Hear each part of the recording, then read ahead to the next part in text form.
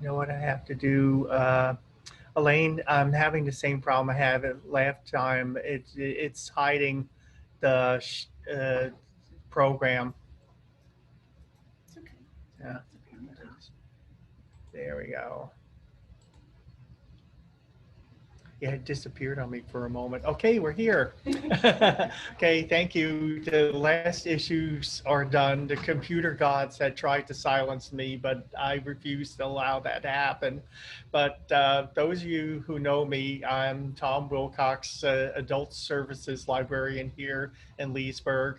And we thought this was appropriate for summer because if you like gardening, you'll like going to Pennsylvania and Delaware to see all the old DuPont estates.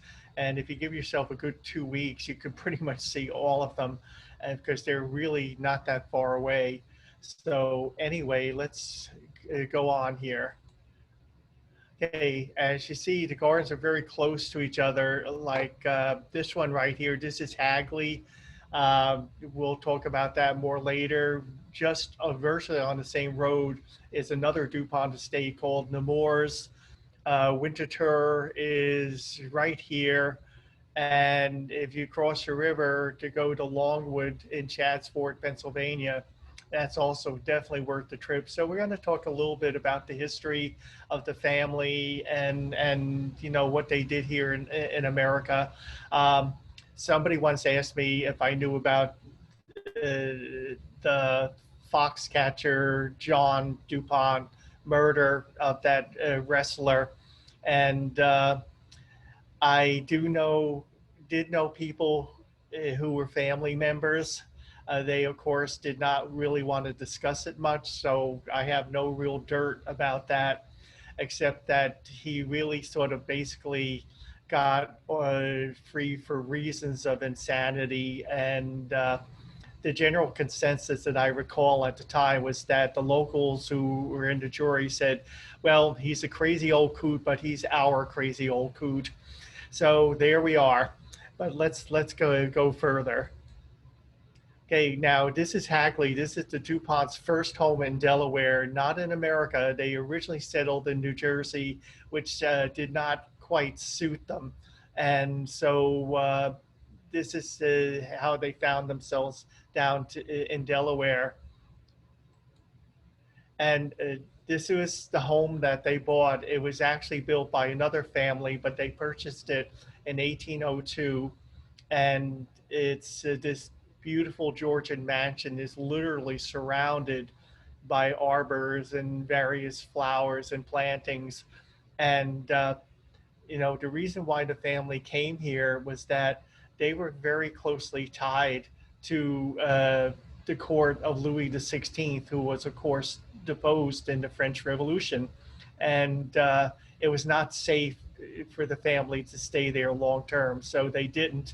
And they knew a lot of friends in America. They were actually originally going to come here to found a colony for French exiles, but that never happened. But they did have one thing. The head of the family, who was really actually very young, his name was Pierre Luther Irene DuPont, and he was only 28. But this was something rather important. He had served in the Royal Powder Works, and that's how basically their business in America started. And they actually founded the company. This company, the whole DuPont powder works were run from this building at Hagley.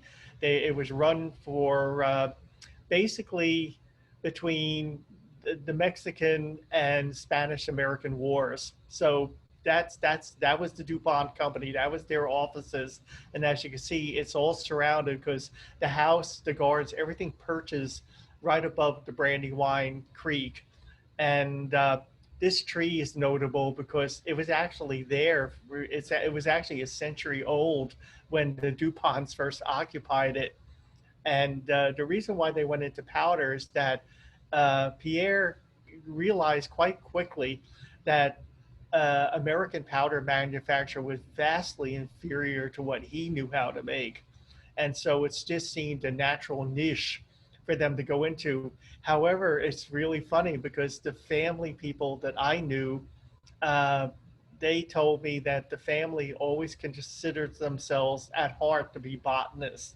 So despite, the powder and the chemicals and all that stuff, and I think seeing their estates definitely bears that out.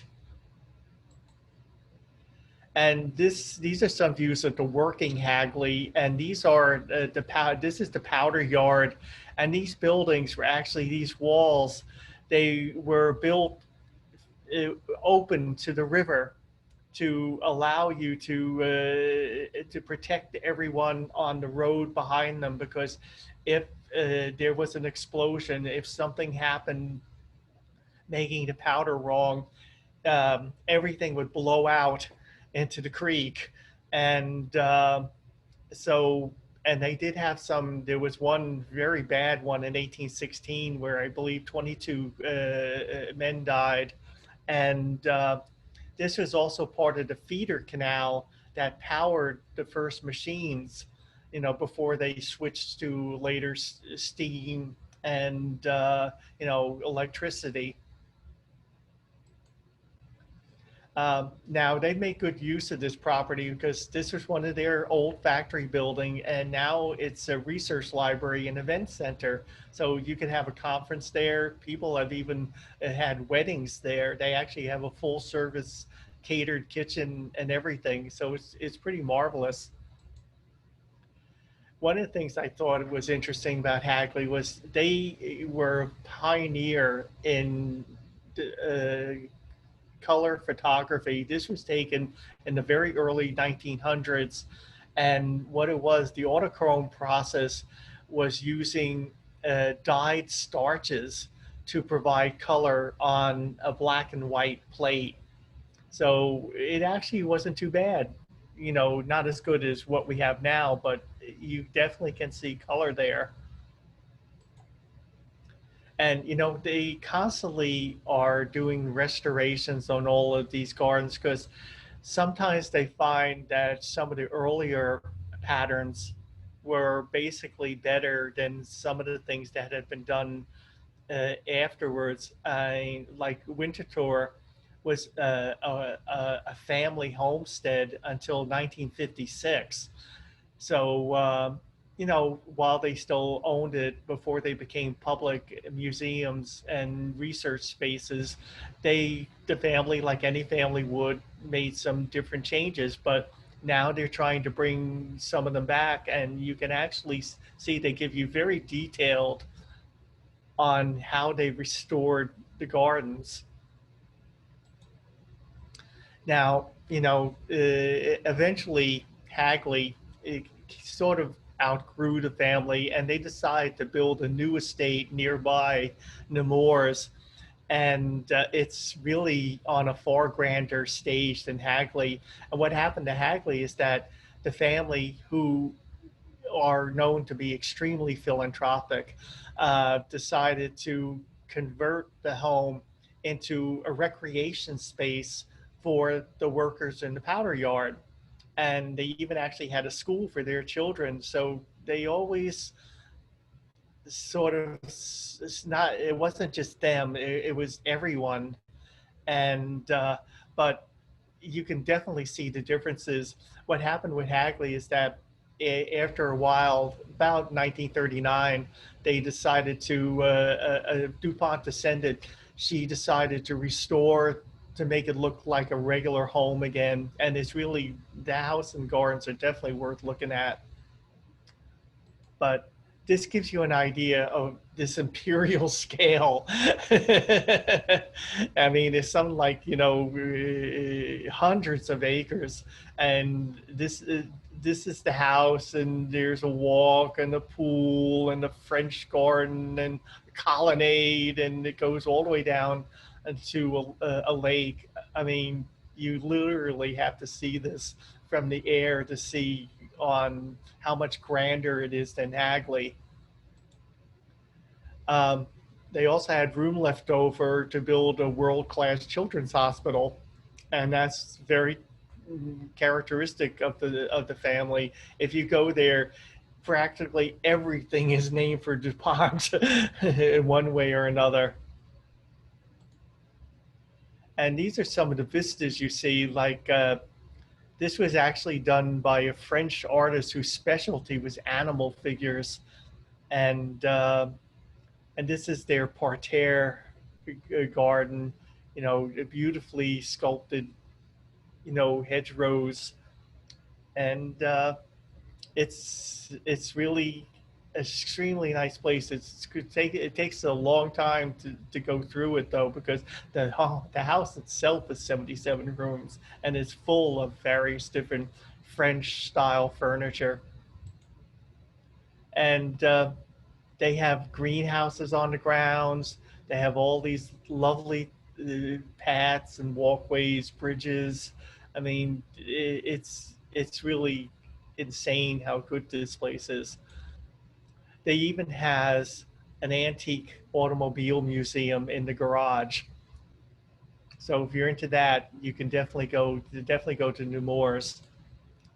Now, another of the family's estates is called Winterthur, and this was actually the grand stairway coming down from the house. And we'll see another view. There was a reason for the stairway, and this is what they called the quarry garden. It was originally a quarry, and they built this walkway over it so people and did plantings so people could you could just walk and look down on all the plantings and not actually have to climb down into the quarry because that could be a little dangerous. And this is from the other side of the mansion. This is the famous March bank. Those are generally the first flowers you see in the springtime. And here's another view of the staircase from the house. And this was originally built to be a family swimming pool. And now it's not, but that's what it was originally built to be. Now, one of the things you can do at Winter Tour is that, you know, it's a good thing to look at their website, because one of the things you can find out is that with which seasons appeal to you the most. I guess spring would probably be the best season, but there's plenty of things in summer, and even in the winter time. I mean, there's, the trees, you know, with snow on them and everything are absolutely lovely. And they also have a very impressive library there, and they have more than 100,000 volumes and about 20,000 rare American and European imprints, and all different kinds of things, printed books and periodicals. It's not all about gardening, it's about a lot of things. So I had to put in a plug for a library. You know, so, you know, what are you going to do? Now, this is sort of remarkable. The Winter Tour designer, one was the owner, Henry Francis DuPont, and this is a view taken of near the end of his life in the 1950s. And he was born, I think, around 1889, so he lived a good long life. And the surprising designer for its time was a woman. Her name was Marion C. Cawthon, and Winter Tour is considered to be her greatest work, and you'll find other examples of her work, and we'll see one a little later on. And one of the things that's interesting about Winter Tour is that now all of these DuPont houses have a lot of antique furniture, but Winter Tour actually makes this a specialty. And one of the neat things to see are these displays where they have similar looking furniture, but there are subtle differences, and the cards indicate the differences between like chair legs and table legs, the difference between how they were made in Boston as opposed to how they were made in New York, as opposed to how they were made in Philadelphia, as opposed to how they were made in Wilmington or Baltimore or Charleston. And, you know, it's really quite remarkable, because when you see them grouped in displays like this, you really begin to see all these subtle little differences that normally you wouldn't notice. And this was great fun. I've actually been to these a couple of times. They have an annual fundraiser, unfortunately not this year, hopefully next year. And it's in May, and it's called the Winter Tour point-to-point races. And they have all sorts of booths selling things, and you could just they charge like so much per car, and you could bring your own picnic lunch, and they actually have a real race, galloping on the downs. And they also have people bring antique coaches that they keep on their properties. Now, of course, it's a very expensive hobby, but it looks like a lot of fun. And I had a ball there. Now, just now that you're starting to get a little tired of the DuPonts, you could also go to Wilmington to see Rockwood. It's Delaware, but not DuPont. This was actually built in the mid 1840s by a wealthy merchant for his family. And this is actually the informal side of the house, where the family could dine and sit in parlors and look out upon the grounds. And it's a really, beautiful, mid-century, mid-19th century Gothic architecture. And of course, to help make these places pay, because they are expensive to maintain, they have a lot of different events. And Rockwood is a very popular place, and you could get married out in the garden. But if it happens to be raining, they also have a conservatory, which is another excellent place. Now, here we're going to see another example of Marion Coffin's work. This colonial revival house was built by Mr. and Mrs. Lamont DuPont Copeland in the mid-1930s in the Georgian style. And this Maltese cross was actually also built to be a swimming pool. And that was designed by Marion Coffin. So she did a lot of work around there. And the Mount Cuba woodlands are really interesting. They were actually designed by a Seth Kelsey, and he was patronized by the then owner of this Mount Cuba.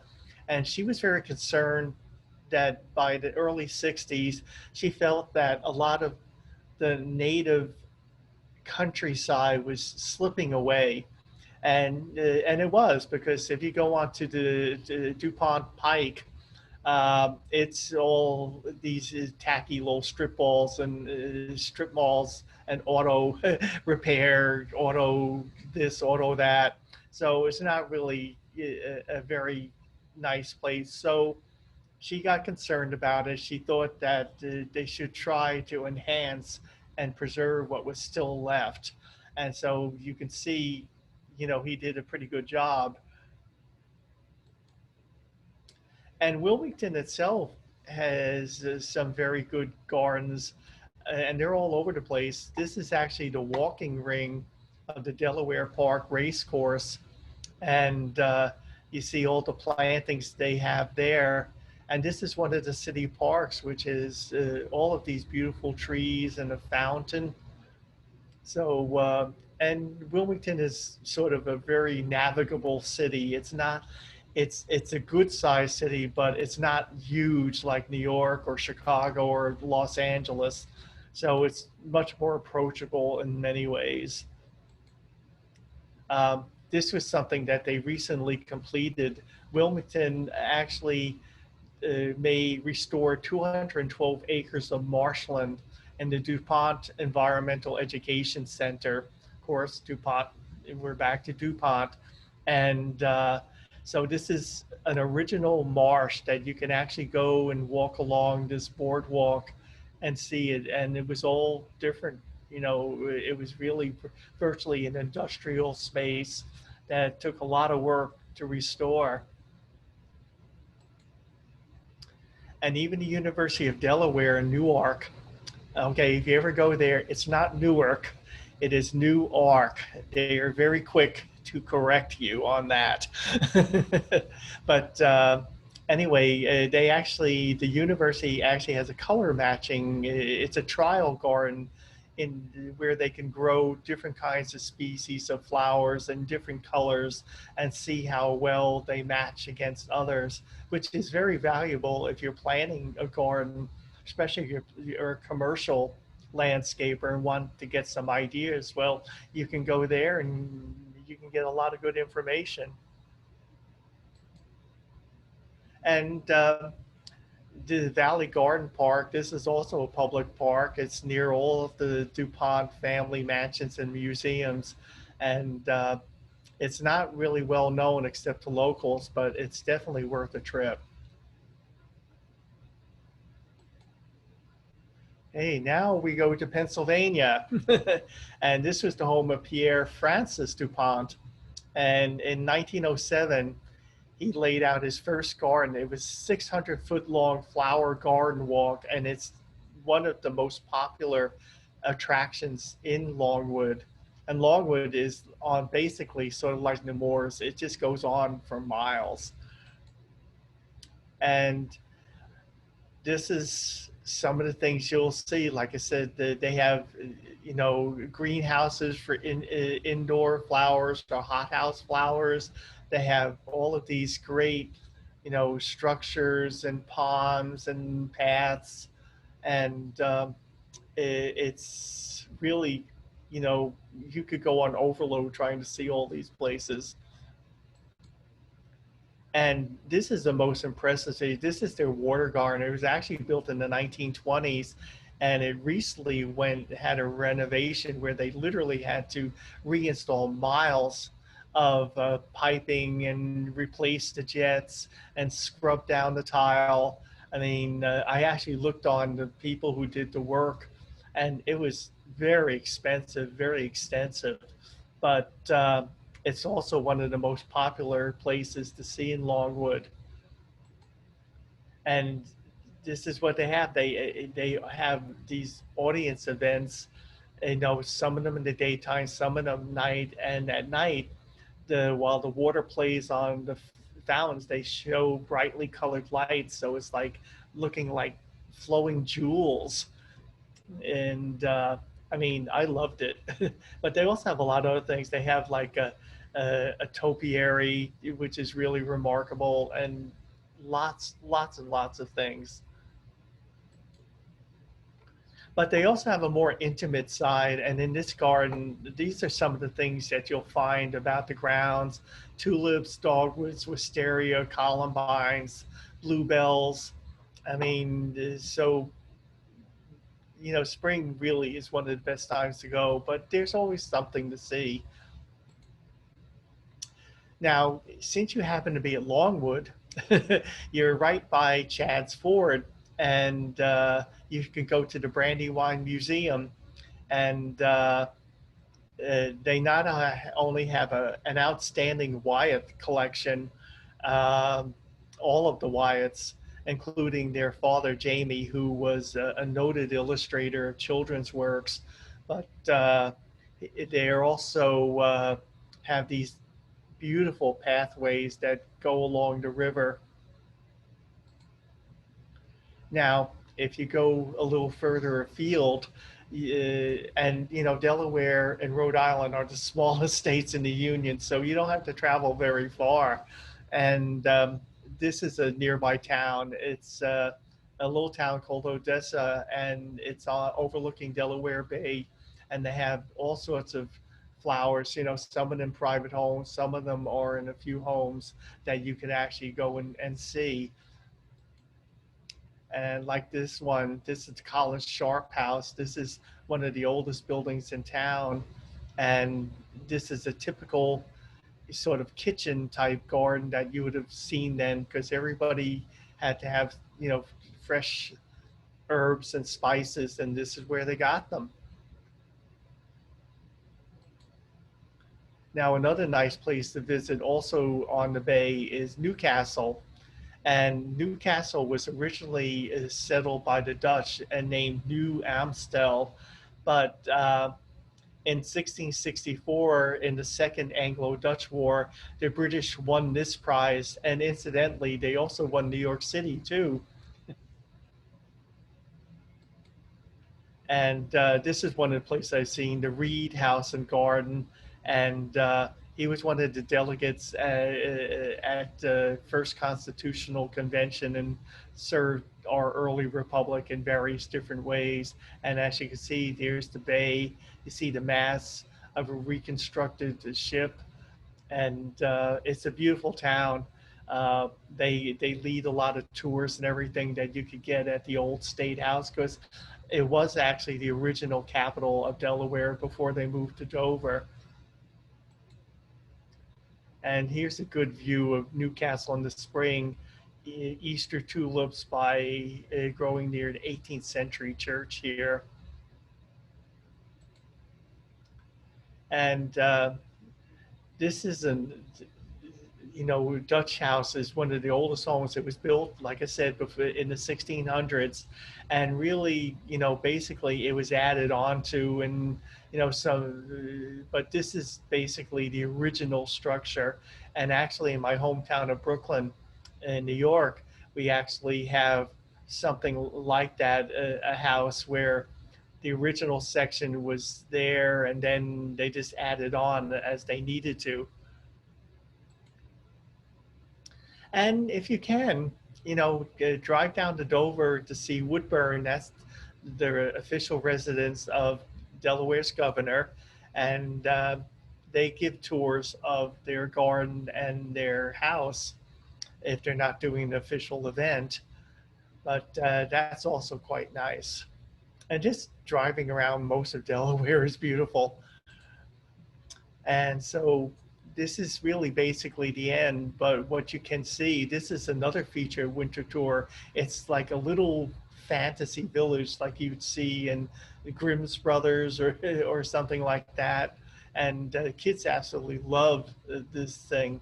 So if you're ever down there, definitely consider going to see all of these places, and you won't be disappointed.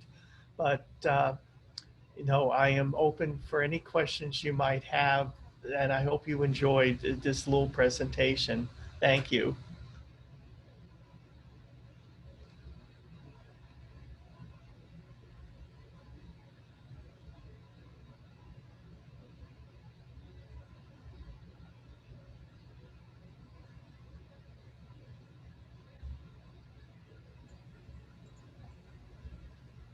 Hi, Tom. We've received a question here on our chat from Cheryl, and she wanted to know if the library had a tour book of the area.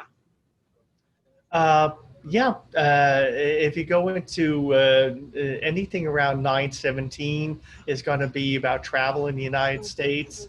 You can also find a considerable amount on their websites, and that'll help pull you. Actually, I think the site for Delaware travel is called visitdelaware.gov, and that will give you a lot of information. And Pennsylvania also has a really good one too.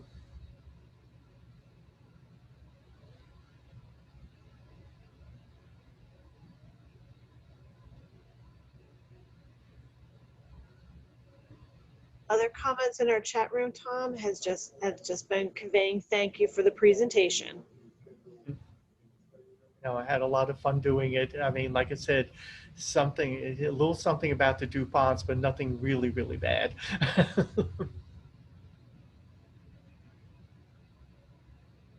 Well, if no one else has any, oh, wait a minute. We did get another question. Are the DuPonts still involved with the gardens, or are they state-owned? They've been turned over largely to the state, but they still have quite an interest in all of these. Now they've sort of moved away from the actual company. They're not really running it anymore, but yeah, they're on all of these boards and everything, and they do sort of have this proprietary feeling about their former homes and gardens.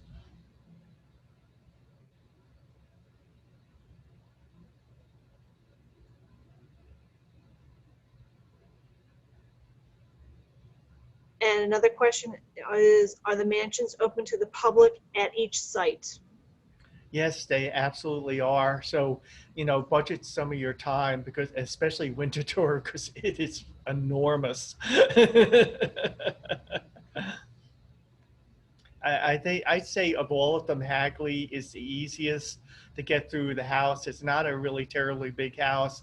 However, if you want to see the rest of the powder yard, including a fully functional working steam engine, you do have to give yourself a little time to see the whole thing.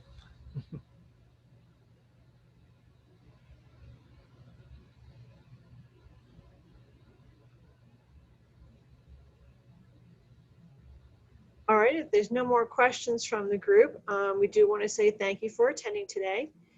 Tom and I are working right now diligently on our fall presentation schedule. So what we would encourage everyone to do is to just keep monitoring either the library's Facebook site, or just contact us at the library. And if you're not on our email blast, please be sure to respond to our thank you note from today's presentation, and we'll definitely get you on that. And that will list out all of our programs every week, and will also give you a heads up as to future events that Tom and I will be putting together for you. All right, we want to thank everybody for attending, and I'm going to go ahead and I'm going to stop the recording at this point. Okay, and I'm going to stop the share. So thank you all for coming, everyone. I really enjoyed doing this.